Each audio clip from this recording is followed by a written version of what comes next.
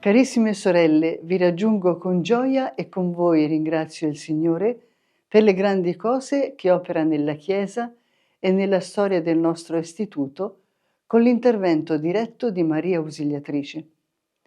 Sono convinta che l'imminente canonizzazione di Sor Maria Troncatti sia per tutte le figlie di Maria Ausiliatrice una grazia straordinaria, una chiamata a rinnovarci per continuare con coraggio e gioia il cammino di santità che oggi Dio ci chiede di percorrere.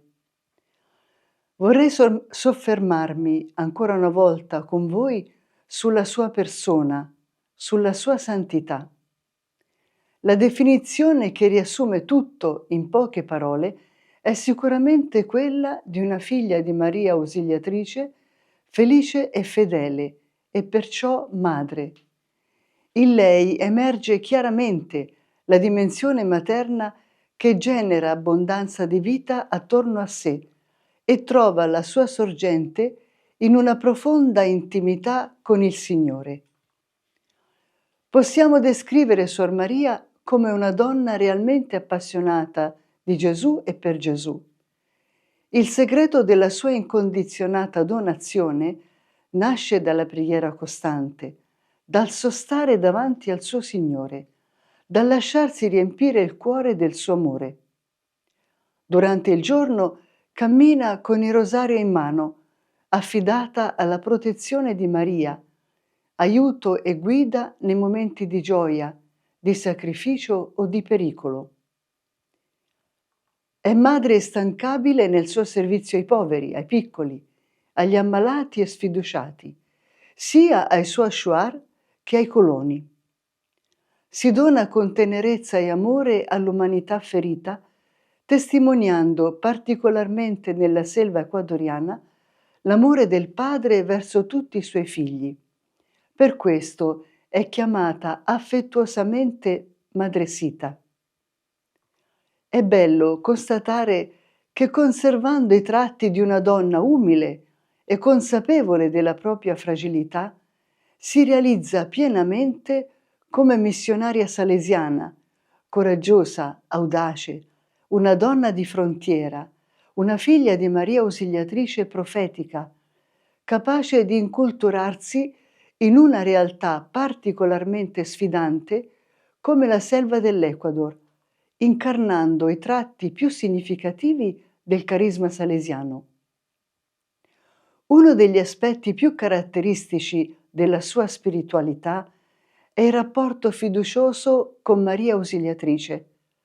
Guardando a lei, impara ad essere ausiliatrice per le persone che le sono affidate. In Suor Maria, la filialità mariana non è solo sentimento, ma è una realtà profonda, vissuta consapevolmente come itinerario di formazione cristiana e salesiana. Per questo si trasforma in dono di maternità nello stile del sistema preventivo.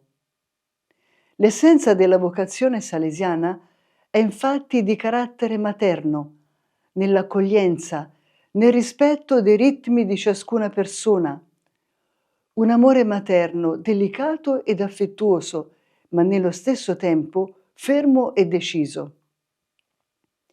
Nella selva amazzonica, come scrive lei stessa, è ogni giorno più felice della sua vocazione religiosa e missionaria. E la misura della sua passione missionaria è sempre, come scrive ai suoi cari, con tutto il cuore. Nei 47 anni di vita missionaria, ella ha l'unico obiettivo di aiutare le persone a incontrare Gesù.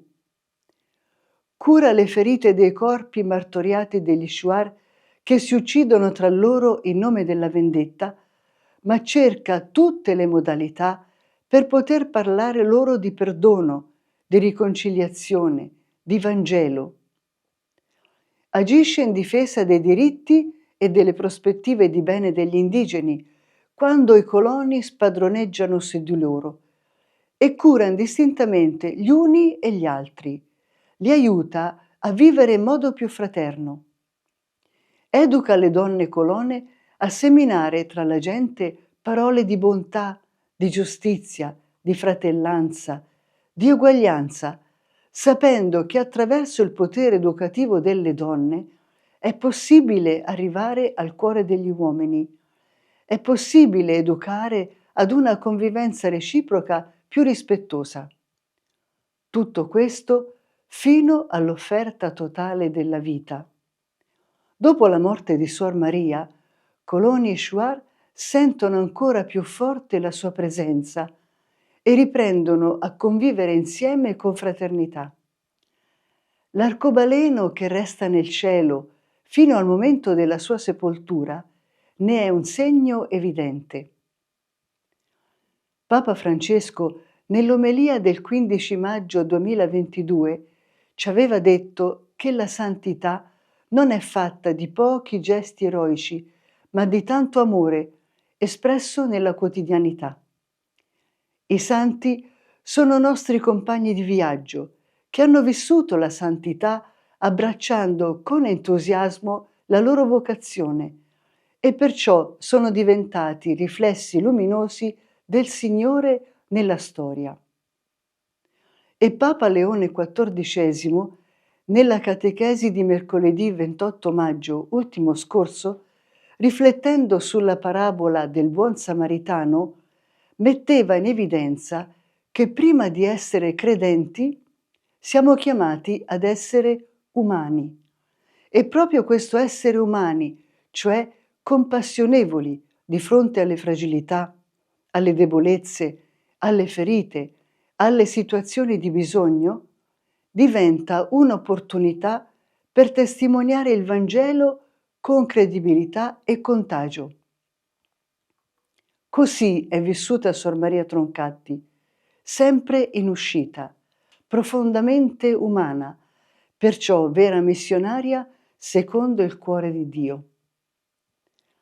Accogliamo le parole di Papa Francesco e di Papa Leone come un invito a rinnovarci interiormente e affidiamo la nostra missione a Maria, Madre della Chiesa e prima missionaria, nella consapevolezza che, come lo è stato per i nostri fondatori e per Suor Maria Troncatti, è lei che ci guida, ci aiuta, tiene il nostro sguardo aperto alle nuove realtà con cuore missionario e profetico, un cuore ricco di umanità, di compassione, di speranza.